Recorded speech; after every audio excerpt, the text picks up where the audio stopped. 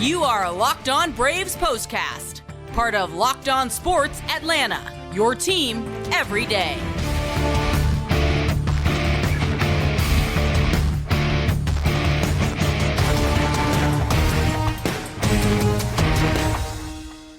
Hello and welcome into the Braves POSTCAST, part of Locked On Sports Atlanta. Grant McAuley, Jake Mastroianni with you after a game in which the Braves, well, they just came up short in Milwaukee, 4-3, the final score.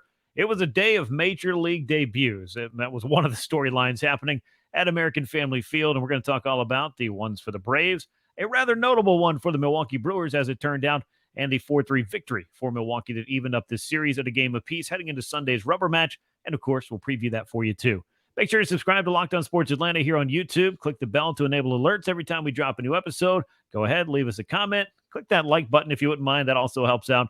And if you enjoy the Braves POSTCAST, be sure to tell a friend. And, of course, be sure that you're subscribed to Locked On Braves wherever you get your podcast.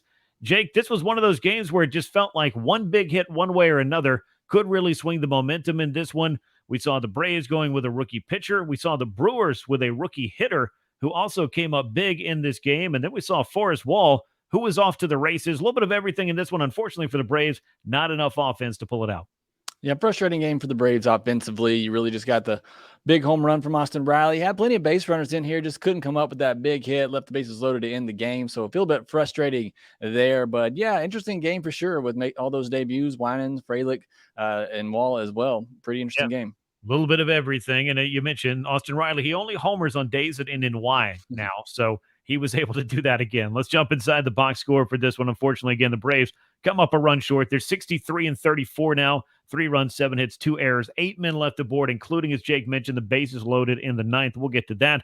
Brewers now 55-44, 4 runs, 8 hits, no errors, and 6 men left aboard. Joel Payamps is the winner. He's 4-1 in relief. Joe Jimenez takes what I would describe in relief as a tough luck loss, and we'll, of course, get to that. He's 0-3. Devin Williams able to wriggle out of a jam. His 25th save closed it out. 2 hours, 32 minutes, 39,707 on hand to see it. As I mentioned, we're going to get to a lot of different things here, but we got to start, I think, with Allan Winans, because this was part of the good for the Braves. I don't know that I really expected him to go beyond 5 innings. He went 4 1/3. Started to get into trouble as the Brewers got a few more looks at him, and I don't blame Atlanta for not trying to push him into that Milwaukee lineup a third time through. 2 runs on 5 hits, a walk, 5 strikeouts, had the changeup working, looked pretty good, but again, I feel like he did as much as you could have asked on this night. What about you, Jake? Yeah, I thought it was a good start for him in his major league debut. Had the off-speed stuff working really well. Got 11 swings and misses on the night and got some weak contact as well. So I thought it was a really good start from him. As you mentioned, picked up those strikeouts. Thought it was also the right decision not to let him see that lineup a third time. Really, best case scenario, I think he would have gotten through the lineup twice through 5 innings, and you get him through that 5th inning. But unfortunately, just ran into a little bit of trouble there in that 5th inning, allowed a couple of runs. But overall, for your major league debut, I thought this was a really impressive start from Allan Winans. Thought he had some good things in there that maybe he could build on. Yeah, I do too. And we'll see, what he's able to do. I mean, the biggest thing is you go out there, you take care of business in the first one, maybe you'll earn more opportunities. And we know that the Braves rotation has had no shortage of opportunities here. He's a 14th different starting pitcher for Atlanta in the 2023 season. And keep in mind, this was game number 97. So by my very simple math, 65 more games to go. And you've still only gotten 5 starts apiece from Max Fried and from Kyle Wright, who you hope to come back at some point. But there are some questions for this Braves rotation. Maybe Allan Winans, for whatever length of time, can help the Braves find some answers there. I did think he looked pretty good, and I did feel like the Braves made the right call going to the bullpen. Michael Tonkin, an inning and 2/3. He allowed a run, a walk, couple of strikeouts, couple of hits allowed for him. Colin McHugh, a scoreless 7th. Then we got to the 8th inning, and Jake, I know we don't have a ton of Braves offense to get to other than the Riley home run, but it felt like plays were going to be big in the field. The Braves, and a bad decision, I think, by Orlando Arcia, that if he had to do over again, probably doesn't try to be quite as, I don't know. He just seemed like he kind of lost sight of where exactly he wanted to go to get an out that Joe Jimenez very much needed. What was your read on that play? And do you feel like maybe if Arcia, again, had to do it over again, he might play that one just a bit different? Obviously, a little bit of hindsight here. I'd love for him to go to first base and just get the out there, especially you already had 1 out. So you get the out at first, you got 2 outs. And then obviously, as the math goes, you just need 1 more to get out of it. But it was going to take a perfect throw almost, as you saw, in a tight window with the runner kind of going across his face there. I thought Adames kind of, slid on the outside part of the bag, maybe trying to mess up the throw a little bit there as well. Smart play on his part, but it really was going to take, a perfect throw and tag. You look at even where Riley was trying to catch it and tag it all in one motion because it was going to be that close already. If it's going to be that close, just take the out at first base. So I do think there's a little bit of a bad decision there by Arcia, who's made that play this year, a couple of times already. But it also looked like he was kind of playing in that hole a little bit, which allowed Adames to get a little further down the line there. And I think Adames got a better jump on that ball and had a better break on it than maybe Arcia originally thought. But again, we're all sitting here judging it in hindsight. But I think the smarter play there with one out would have just been to take the out at first base and allow Jimenez to get out of the inning with just one more out. Yeah, and that, of course, is what you want, is the opportunity to get out of the inning. I don't blame anybody for trying to make a play, and as you pointed out, Orlando Arcia has done that more than once this year and been able to catch a runner, but as you mentioned, it felt like kind of a perfect storm at third base where it was going to take the perfect throw, the perfect tag, and the perfect timing, basically, to get that out when there was another one where I know you don't want to allow go-ahead run to get over and be 90 feet away from home, where a wild pitch could score him as well. If we're going to play the hindsight game or the what-if game, you have to put them all out there on the table. But either way, it allowed for, with one out, the runner Adames to be at third base. And then Sal Frelick, we got to talk about him. We've kind of buried the lead here. As much as Allan Winans making his big league debut was a big deal on the Braves side, Frelick's major league debut for Milwaukee, 3 for 3, 2 runs knocked in, including a sac fly to plate the go-ahead run, scored a run himself, and man, he made himself back-to-back great catches early in the game to take extra bases away from Orlando Arcia and from Marcell Ozuna. And as we mentioned, every base runner, every hit that you got might mean something in this game. And Frelick was able to frustrate the Braves both in the field and at the plate on this night.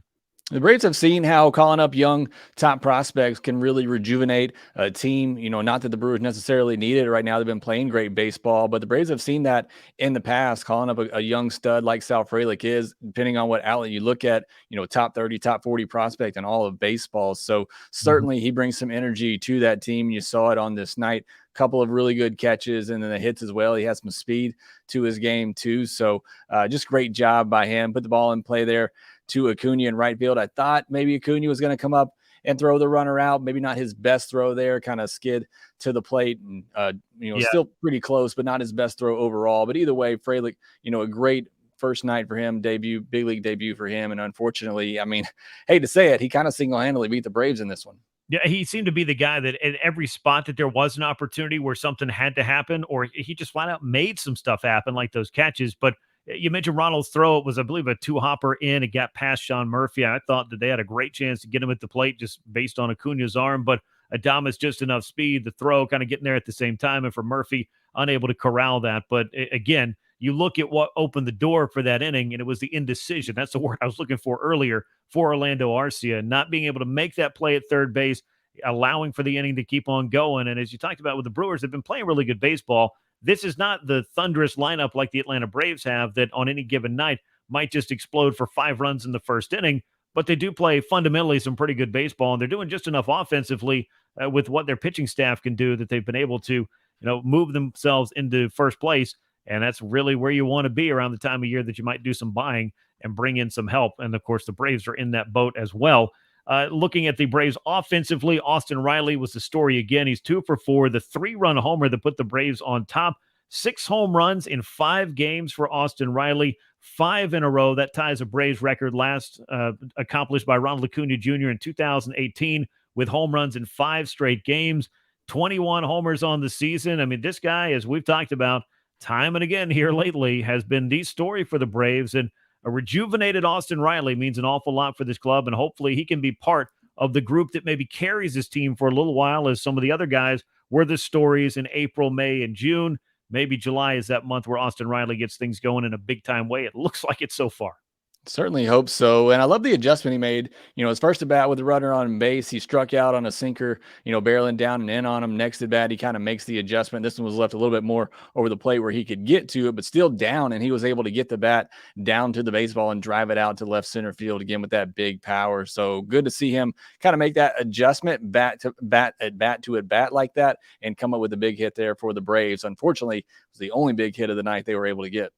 Yeah, unfortunately so. When you look at the ninth inning, the Braves, they had an opportunity against a guy who I believe may be the best closer in baseball. That, of course, is Devin Williams, who owns that pitch, the airbender. That's his changeup. We don't even really call it a changeup as much as I hear it called the airbender. And he was using it in that ninth inning as well. Marcell Ozuna with a strikeout, but Eddie Rosario, a one-out single. Forrest Wall then comes on. There's another major league debut for Eddie Rosario. And in the span of two pitches, Wall's all the way around to third base. He stole second. He stole third. That's exactly why the Braves brought him up, was that premier speed. He gets over there. Orlando Arcia, unfortunately, unable to solve the riddle that is Devin Williams. He punches out for the second out. A Michael Harris walk, a Ronald Acuna Jr. walk. It brought up Ozzie Albies and a strikeout into the game. But, the Braves, they had their opportunity there. I'm not going to tell you that, the strike zone was the only thing that really helped out Devin Williams, though it felt like it did a time or two. But it also, Jake, to me at least, felt like one of those nights where you just might get to Devin Williams until it wasn't. Yeah, unfortunately, Ozzie kind of got a little bit in swing mode there, which, again, going up against Devin Williams is tough. He threw a great 3-2 pitch to Orlando Arcia there to get him to strike out. That was just a really nasty pitch there with a runner on third and just one out. You mentioned Forrest Wall. I've talked about it before on the podcast. I think he's a real good candidate to make a potential postseason roster because of that speed. You got to see it on this night. I mean, there was no chance for the catcher on either of those stolen bases. So I think he could be a dangerous weapon, that Terrence Gore type guy who could be on a potential playoff roster. So good that we got to see him a little bit. We'll see how much more we see of him down the stretch there. But good job by, Michael Harris working that at bat, getting on base. Really would have loved to see an Acuna be the deciding factor there, but unfortunately kind of pitched around him, although threw him a 3-1 changeup right down the middle. I don't really understand if you were pitching around him why you do that, but would have loved to see Acuna get something to hit there and become that deciding factor. But unfortunately, came down to Ozzie Albies. Like I said, just a little bit of swing mode.